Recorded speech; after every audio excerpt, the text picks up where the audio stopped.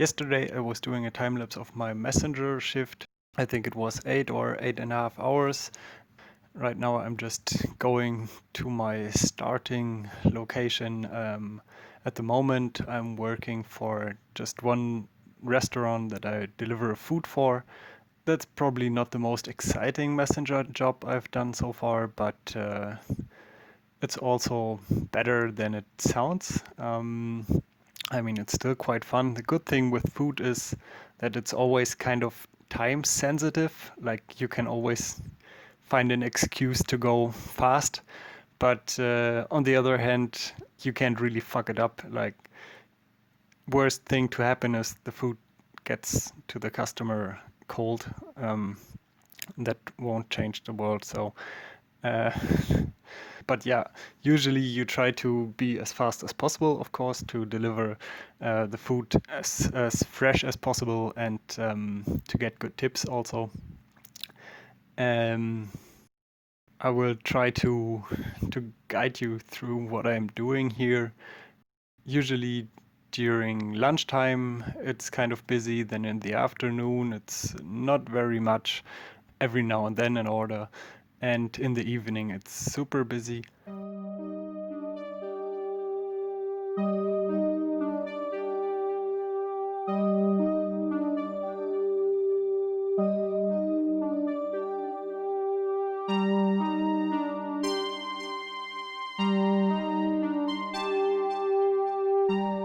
I was cutting out all the waiting times in between because you would just see the messenger bag standing around somewhere in the kitchen.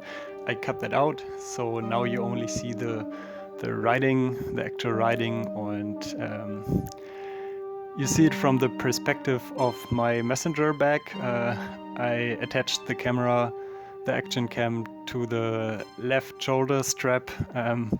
That's why like 30% of the picture is my head all the time. I couldn't get it more to the left to crop my head out a little bit, but I think it's okay. I still kind of like it and like the perspective. Also, I like doing these time-lapse videos, and I also like watching time lapses of others because you see basically the whole day within not too much time. I think that's fun. Usually I wait at red lights if I'm not too much in a rush, because especially in the city center, I wait at red lights because there's always bicycle cops and they are just looking for cyclists to run over red lights, and you would have to pay like €100 fine or something, and that's just not worth it for the few seconds. At that one point, I was running a red light, but then I saw that there was a police car standing like not on the intersection, but in a parking space next to the intersection. And I saw them as I was passing the red light. So I was just jumping off my bike and pretending I wanted to stop there on the side of the road and wait for someone. They were looking at me and probably were a little bit suspicious, but they couldn't do anything, so they went off. Good thing I saw them in the last moment. So usually during the day, especially during the mid of the day, I just wait at the red lights and or take the routes where I know that there's not much intersections with red lights, so I don't have to stop at red lights in first place. That's usually the fastest during the day. During the nighttime, like from 8, 9, 10 in the evening, when it's dark outside and there's not much traffic and not much people, and also usually the police is gone, then I will also go faster, to put it like this, because you have to care less for everything else, and that's also more fun.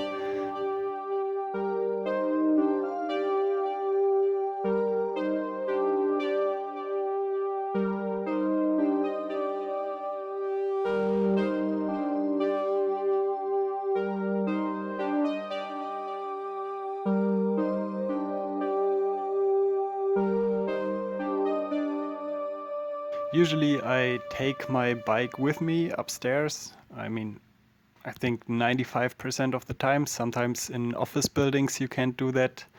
Um, and I also take it in the elevators. Sometimes the elevators are pretty small and you have to squeeze in with a big bag full of stuff, the bike and myself. That's a little bit of Tetris sometimes, but I think it's quicker and safer than locking your bike downstairs somewhere, finding a secure place to lock it first. That can cost a lot of time sometimes, and I won't just leave it unattended even for 5 minutes or something. That's just too risky and not worth it. So yeah, I just take it upstairs with me. I mean, it's not a super light bike, but it's also not very heavy since it's a track bike. It probably weighs 8 or 8.5 kilograms, so that's easy to carry upstairs.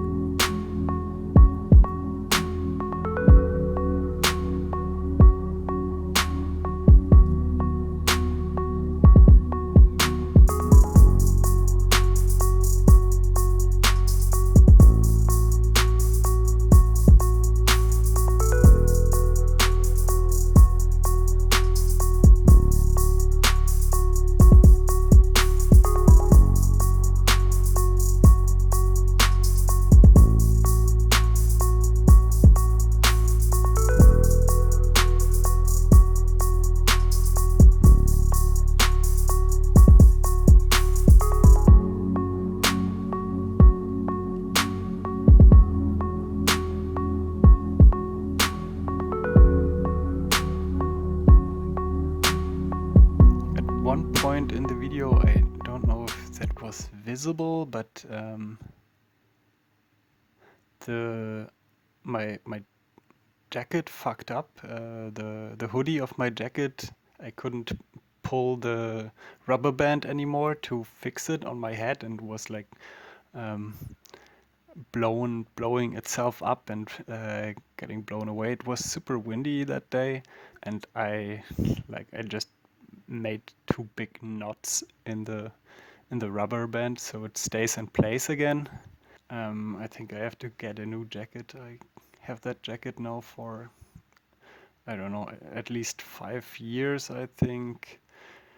And yeah, I repaired it already a couple of times, but I should get a new one. It's pretty fucked up so far. And that's the cool thing about Leipzig, that you can cross through all these passages.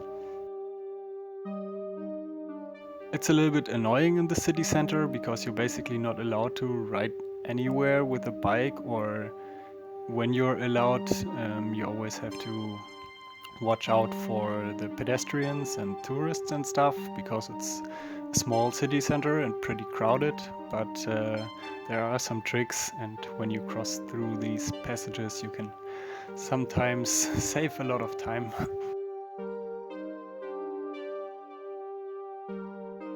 This red light is like right across the street of a police station, so you definitely have to stop there, or I do that. On this street there's also always cycle cops, so you can't ride there. You have to sit on your top tube and roll or something, roll down. It's slightly downhill, so you can roll down. When you get out of the city center you can't really do that.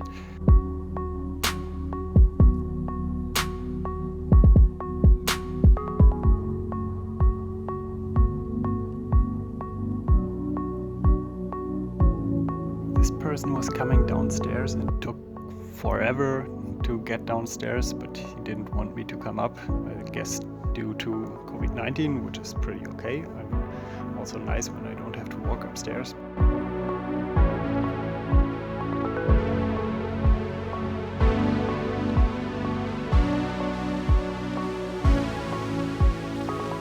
at this point, I'm looking for the name of the customer, but there was no name. Like that name was not on any of the bells.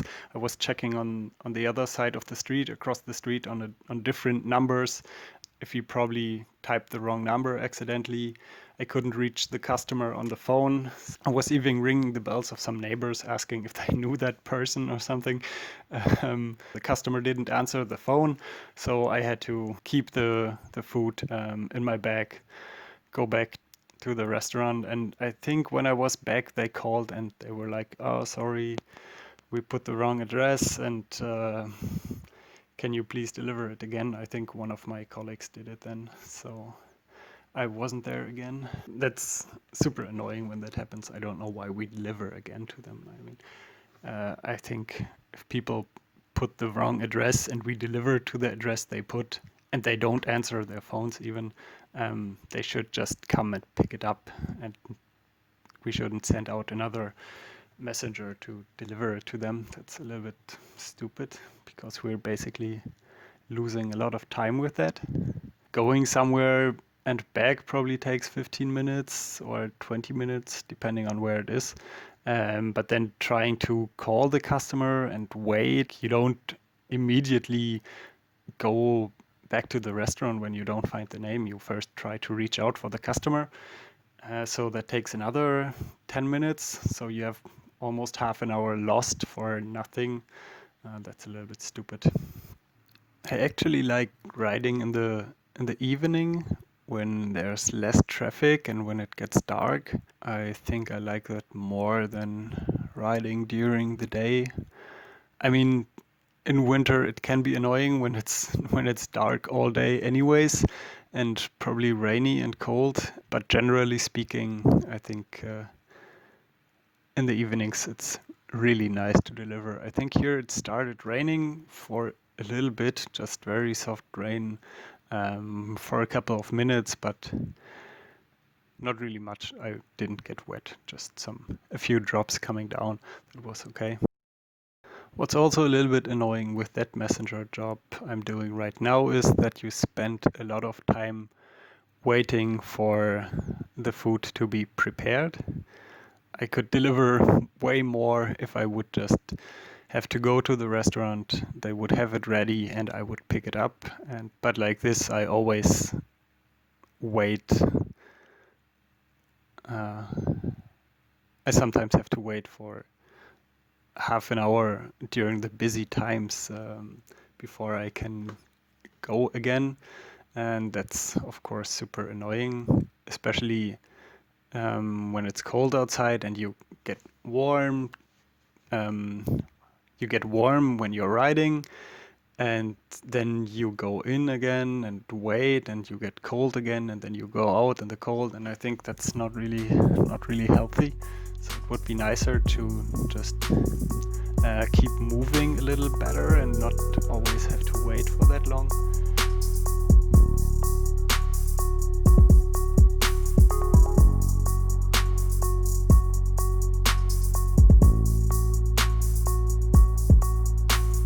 I was charging the camera with an external battery with a power bank, and I think at some point the cable broke because it was a really stupid angle that I had to put the cable from the bag to the camera, and so the cable broke and it wasn't charging anymore.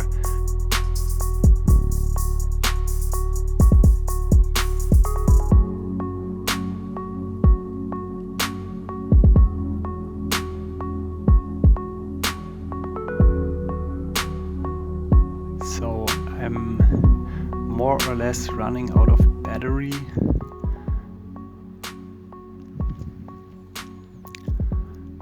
I think I actually made good tips that day and did a lot of deliveries. It always depends like what you compare it to, of course.